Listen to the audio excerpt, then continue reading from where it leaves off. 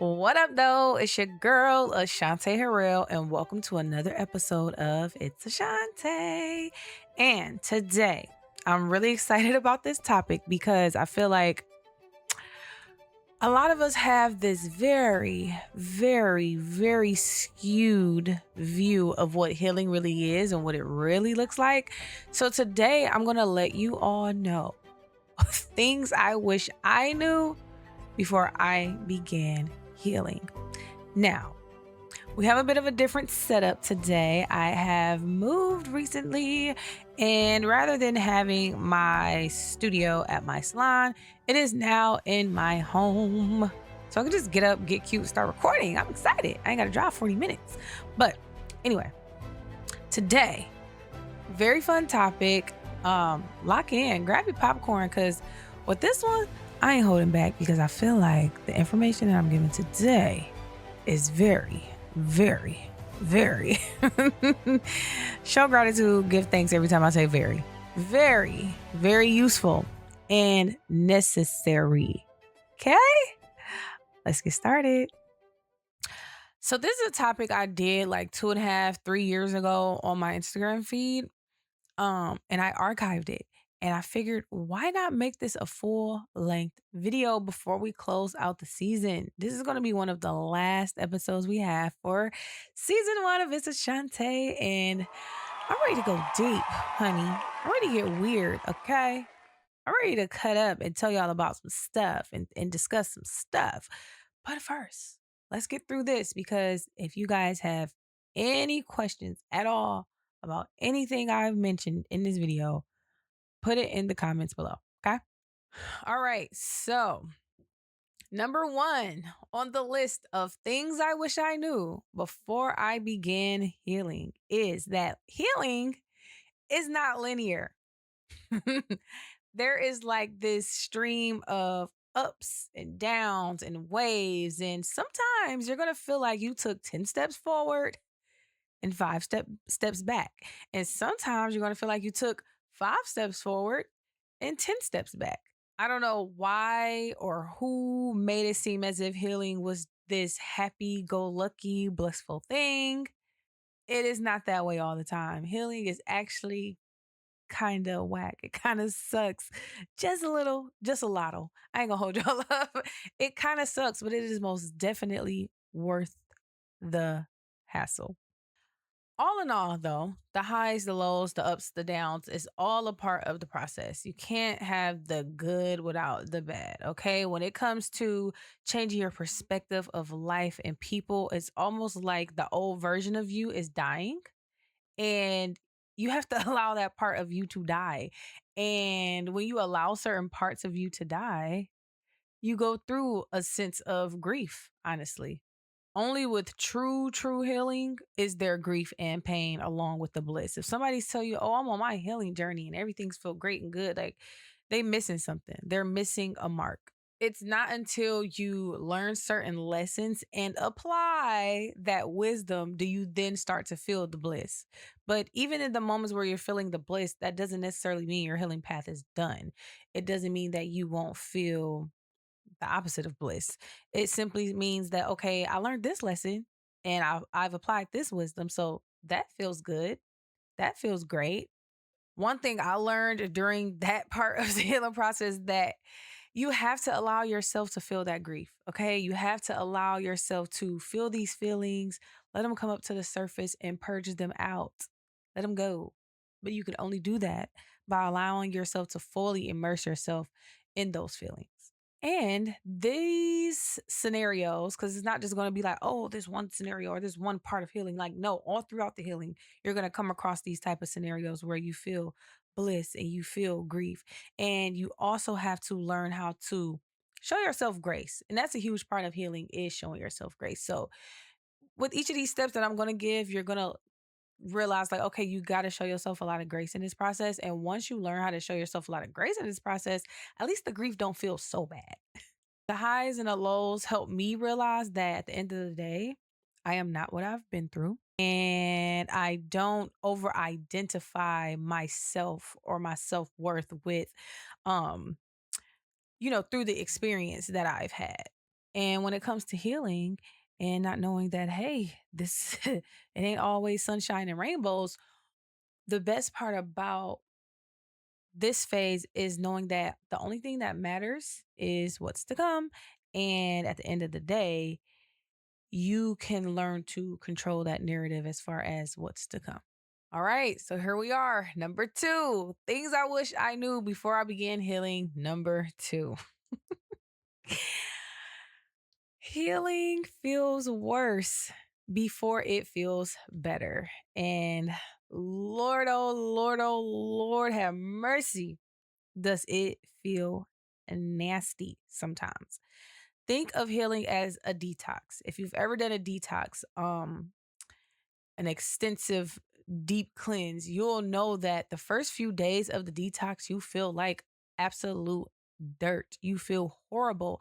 And that is all of the toxins and all of the waste coming together to the surface, coming up to the surface so that you can then release it. You know the detox is working when you're constantly on the toilet or sweating or hacking or the detox is working. It might suck and you may feel like dirt, but at least you know it's working. So when these moments come up where, oh, it feels worse than when I started, you have to train your brain to think, okay, well, I know the healing is working. I'm not doing the wrong thing. I'm not going down the wrong path. I'm actually doing this right. And I know I'm doing this right because it hurts like hell. But then it starts to get better. You do start to feel better eventually, but it does take time. And knowing that it feels worse before it feels better is probably one of the top things that I wish I knew, because at this point I'm like, okay, I need to seek help because am I even doing this right? Am I even doing this properly? Because who in their right mind will put themselves through something like this? Literally during this phase, I started to really say, you know what? Skip this. I'll give up. I'm about to go turn back around and just keep living my toxic little life because this too much. This too much, honey. This too much. I can't take it no more. Auntie Todd grabbed my t-shirt. But then you say, okay, it makes no sense for me to have felt all this and been through all this just for me to turn around and give up and go back to mediocrity. I want it to be great. I want it to be better. So I said, I'm going to stick it out. But that was only after I sought help because I really, really thought I was doing something wrong. So I started to watch things like Abraham Hicks and Michael Beckwith and what's his name? Danny. These are people who I kind of clung to, you know, over the internet. I don't know these people personally, but these are things that, this is content that I started to consume to help me through my path and help me through my journey. And you also have to constantly remind yourself at every phase, at every step, whenever you feel any of the things that I'm going to mention today, that this is all a part of the process. And don't be afraid to. One thing I wish I would have done a little bit more is tell more people around me what I was dealing with, which can be difficult if you feel misunderstood, which I did a lot. But sometimes you do have to tell people, like, listen, I know y'all are used to whoever y'all are used to, but I am not that person right now. I'm not feeling like myself and I need grace. And the people who give you grace, those are your people. The people who let you go through your love, whoop-de-whoop, those are your people. Because I'm telling you right now, when you decide you want to heal, God gonna take you through there. It's tough. All right, that takes us to number 3. Things I wish I knew before I began healing. Number 3. Healing is a literal investment. It's a literal investment, and it requires a lot of faith and a lot of trust. It's no joke. And I feel like when you come to the conclusion, like, dang, healing is an investment, you start to realize this is why most people don't do it. This is why most people don't even call this into their lives, because, honey, y'all, I'm telling you, I started to lose everything. And it's not even funny, but it's funny now. But like at the time, I'm like, yo, hey, God, I can't take another take. Like, what's going on? Why is everything being taken right from under me, snatched from right from under me? And again, you realize it's an investment when you ask God to take you through there. You got to understand that the primary focus is growth, internal growth, growing your faith, growing your integrity, growing your spiritual muscle. Okay. That is the biggest concern. So, guess what? All the other things that may be distracting you will get snatched away because you have to focus on this. You have to focus on the inside, on your internal, right? So, yeah, just be prepared to see this as an investment and just know that God will not leave you astray. God ain't gonna leave you hanging when you get to situations where, okay, then lost my crib, then lost my whip, then lost my job. I'm losing money. I'm losing friends. I'm losing my hair. Just know that it's okay. You're gonna get through it. And the more obedient you are during your healing phase, the easier it feels and the easier it may go. I feel like I was a bit rebellious, and I feel like that's why God kept whacking me so hard because it's like, girl, get it through your thick skull that all this worldly stuff don't matter. And you trying to save your soul. Like you're supposed to be concerned with breaking curses and patterns and you know toxic habits that you were taught. Like you're trying to make room for better. You want to be this person and you want to have this certain type of worldly life. Well, guess what? You got to make room for it and you got to be able to have the capacity, buzzword of ours, to maintain it. So guess what? You need to focus in here or else I can give you this is God speaking. I can give you this life tomorrow and you won't have the capacity to hold it because you didn't do the internal work and you didn't get all the nonsense and the crap out of the way. So yeah, just know that healing is an investment. That is something I probably should have made that number one. Okay, so number 4. Things I wish I knew before I began healing is it gets very, very lonely. You're going to be around people that you're normally around and the things that they're saying, the things that they're doing, like stuff they want to talk about, stuff they want to watch, places they want to go. You're just not into it. You're just not into it. And again, this is something that a lot of people don't do. A lot of people choose to never heal. A lot of people choose to try healing and they turn around and go back because it gets very, very tough. Um, so these are the people who will misunderstand you most. These are the people who feel like they know you most. Also, these are people who you've known all your life and all their life. And now all of a sudden you're on this path and they simply just don't get it. And it's not to say that they're wrong for that. You can't fault anyone for misunderstanding because if they don't understand, they don't understand, right? It's just that even in a room full of people, you will feel lonely. I know there were a lot of times where I just had to simply isolate myself so that I could just simply focus on not dying.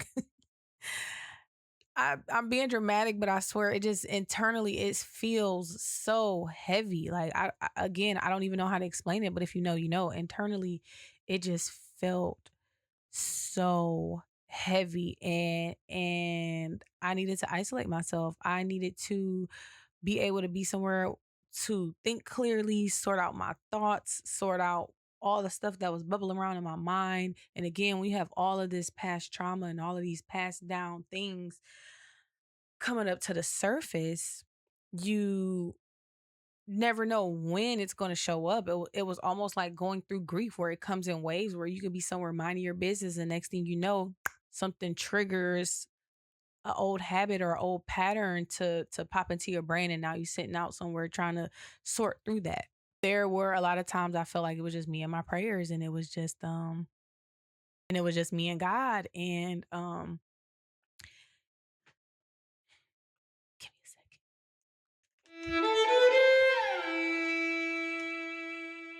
And I would try to express myself to the people around me and it was tough, not only because oh, I couldn't put it into words, but again, I was still learning how to be vulnerable. And so in certain moments, even when I wanted to tell somebody what I was feeling or what I was dealing with or what I was going through, it was hard because I didn't even know how to be vulnerable alone. I didn't even know how to be vulnerable and cry myself.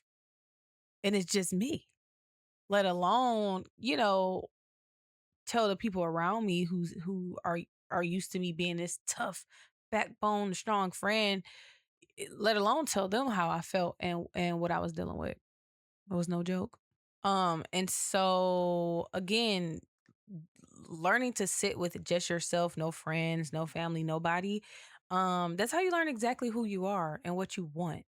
And a great way that I coped with this phase was simply doing stuff alone. If I wanted to try a new restaurant, I went alone. If I wanted to go painting, I went alone. If I wanted to do something new and I felt like, the people in my life just aren't interested in those things, I simply went alone. And I feel like that's also a major part of healing is learning how to be comfortable and feel whole while alone. A lot of us use friends and family and romantic partners and things like that to fill voids, to run from self. And so, you know, um sometimes it's good to be alone until you feel completely safe alone and completely comfortable with being alone. And I also felt like once I was comfortable being alone, my mind didn't feel so foggy. My nervous system regulated a bit because again, I didn't need outside external things to regulate me. And then I started to come back out and slowly socialize, you know, slowly socialize, and I kind of came out of that solitude. And for number 5 of things I wish I knew before I began healing. Honey, you are going to experience some very high highs and some very low lows. The biggest thing to learn from this part of the healing process is not to over identify or milk the highs or the lows. If you hit a high, don't be so excited and eager and happy about it that you think, oh, for one, the healing process is over, or for two, you've accomplished this great thing and you're this god on earth. Like, whoa, relax, because some of the highs could nearly send you into some sort of spiritual psychosis to where you think you've just accomplished these amazing great heights of heights, and it's like, relax, relax. But also when it comes to the lows, don't milk those either. When you hit a low during your healing phase or healing process, you don't want to um you know be down on yourself about it or beat yourself up about it, because again, this is not a linear phase, right? It's not a linear process. And so during these aspects of healing, you learn to remind yourself that you're actually just very, very sensitive to energy right now. And so you're probably blowing all of the highs and all of the lows out of proportion. I will say this though, you'll know you're closer to the finish line, not at the finish line. You'll know you're closer to the finish line when your highs and lows start to when they don't feel so extreme, when you're not so far over here or so far over there with how you view a high and a low. You just kind of see a situation for simply what it is. Now, this next one on the list of things I wish I knew before I started healing, child. Number 6, honey. Number 6. I really wish I knew I would have begun to question everything.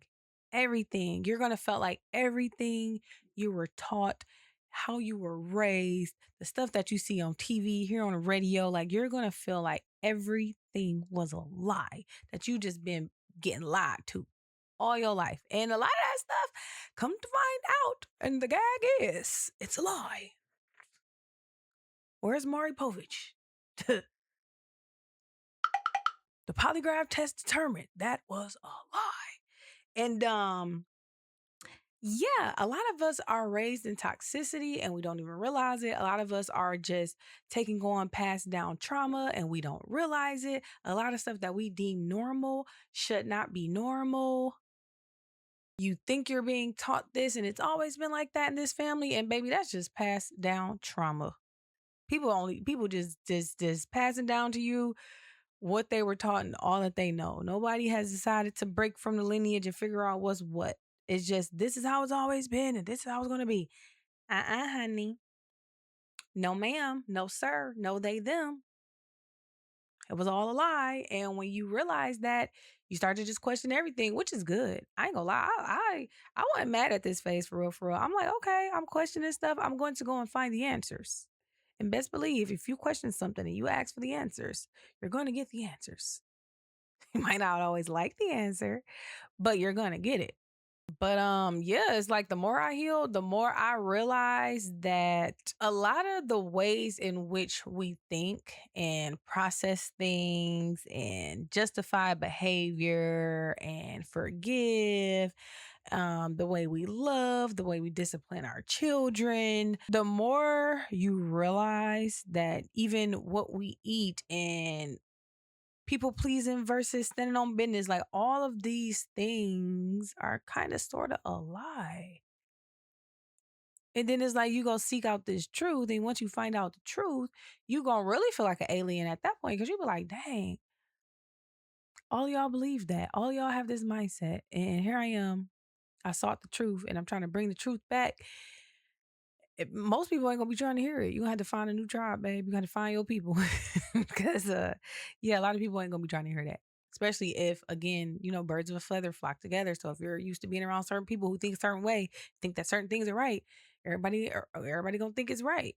You're gonna be the outcast. However, I will say this: now is not the time to be upset or angry or point fingers or shift blame. Because again, the people before you only taught you what they knew. You don't pull truth out your ass. You got to go seek it. So if you never sought it out, you don't know any better. The people before you didn't know any better. Obviously, if they knew better, they do better. They teach you better. And that's okay. Do not get to pointing fingers and shifting blame, because I honestly and truly feel like, for the most part, everybody is doing the absolute best that they can. You'll know that you're on the right path and you're following this properly when you don't fault people for their trauma induced traits and their limited beliefs. You'll understand, like, well, dang, at one point in life I believed this too. At one point in life I behaved this way too.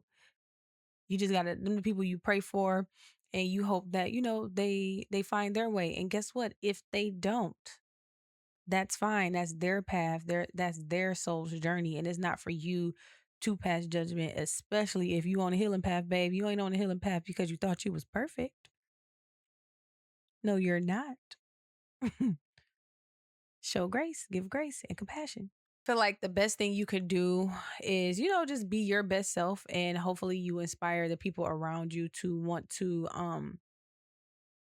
grow spiritually and heal themselves and do all the things. But at this point, there's no convincing, right? You can't find out all these lies and try to run to people with them, because you can't convince others. You can only inspire and you do that by leading by example, not by preaching at people, because folks gonna think you're trying to say that you're better or they're bad or they're this. It's like, no, just inspire people by living in your truth and showing them the results of the healing. Even though that's not what it's about. This is your path. It's your journey. But I'm just saying, it wouldn't hurt to inspire some people along the way. Now, I will say, I will reiterate that after this phase, baby, it's a wrap. It's no turning back. Once your eyes are open, that's it. Once you see it, that's it. That's all.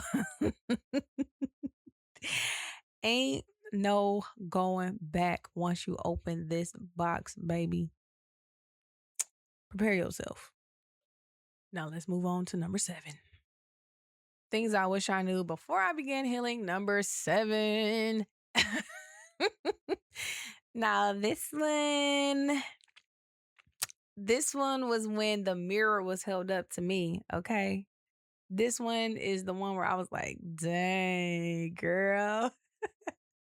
You're the villain in somebody's story. You're not perfect, honey. You are the villain somewhere. This was the phase where I realized that I hated everything and everyone. I don't know how exactly to put it into words, but baby, I was grumpy. Grumpy. Do you hear me? It was like, I ain't like nobody. It was so weird. And in hindsight, I realized, like, okay, you don't like nobody because, babe, you're projecting. You're projecting. That mirror being held up. That mirror being held up. You're the villain somewhere. You have to live with that. You have to sort through that, and you have to unpack that, and you have to learn how to forgive, and you have to learn how to forgive people who are the villain in your story too. Like, this is the part where you realize that we are all villains and you are not a victim. And you playing a villain and somebody's story was teaching them something, and somebody playing a villain and your story was teaching you something. That's why we're all here, to learn and grow with each other and from each other. I felt like everybody was out to get me. I'm like, yo, people got me. Girl, get a grip. Get a grip. Because at the end of the day, healing is not just unpacking the trauma and the things that were done to you. It's about you facing the trauma you instilled on others, facing the nonsense you put on others. It's not just about, woe is me and I've been through all these things and people did this and people did that and I have to heal. No, you got to face the parts of you where somebody got something funky to say about you and the way you carry yourself. It's not just about being a victim. It's about owning up and being accountable as well. That ain't easy. That's tough. And this is where, if nowhere else in these moments, number 7, in these moments, if this ain't where you learn grace, compassion, if you don't learn it nowhere else during your healing process, you're going to learn it in these moments. You are going to learn it in these moments because you might have been the villain in somebody's story on accident or on purpose. But either way, you have to learn how to forgive yourself in both instances, especially if you wasn't trying to be the villain on purpose.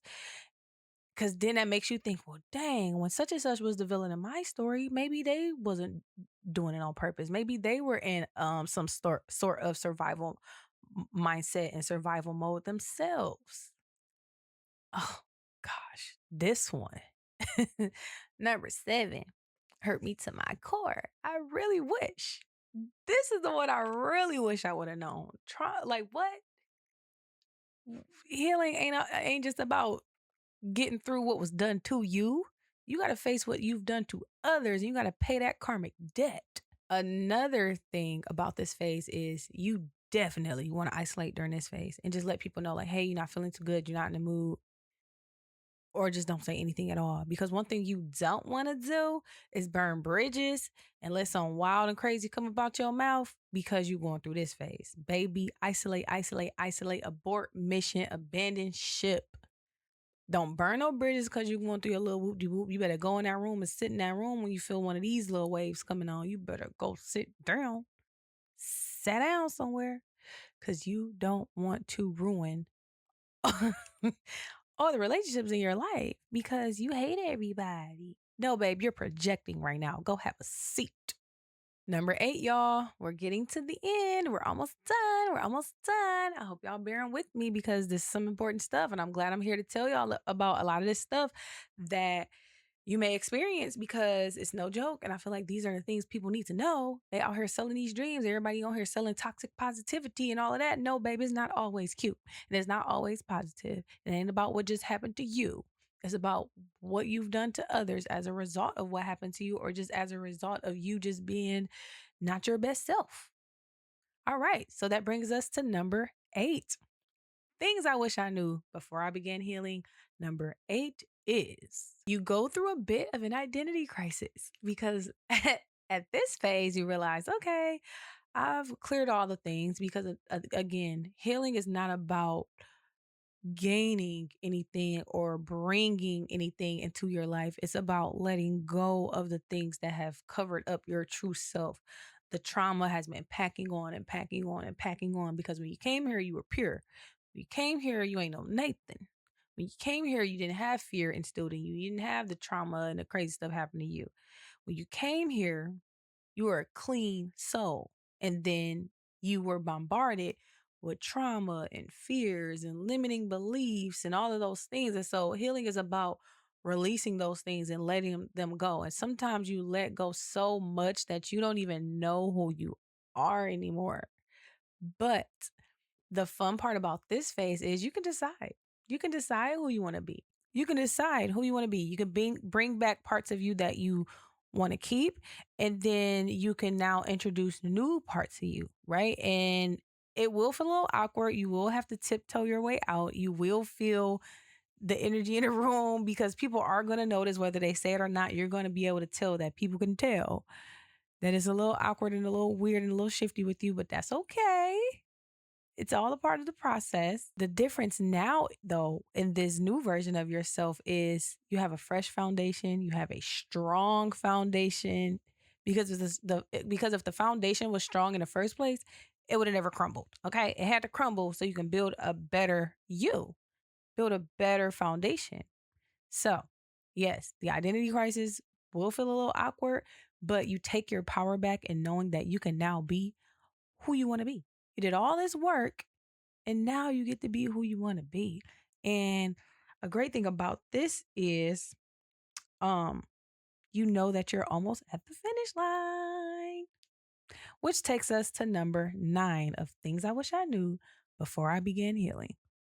All right, so number 9 kind of ties into number 8. You feel like you come out of this hibernation, this tiptoe, and this is the part where you find out if your healing worked. If you're just sitting in a room by yourself, you don't know if your healing worked. You have to get out here and socialize and interact with others to see if you're still triggered, to see if you still fall for the same people, to see if you still handle business the same way, to see if you still handle friendships and conflict or whatever the things inside of you that you were trying to heal. You come out and you reemerge to see if you still react and respond the same way. And if you didn't, babe, it worked. You did it. You did it. One thing about this part is, though, you don't want to do too much, right? You want to tiptoe, take your time. You don't want to rush it or force it. You will come out and be like, all right, let me check the temperature. Let me check the temperature in here because again, it is very awkward. And you start to realize like, okay, I need to find my place in the world as this new me. Everything is going to be like you're doing it for the first time through a new lens. It's fun when you are able to take your power back.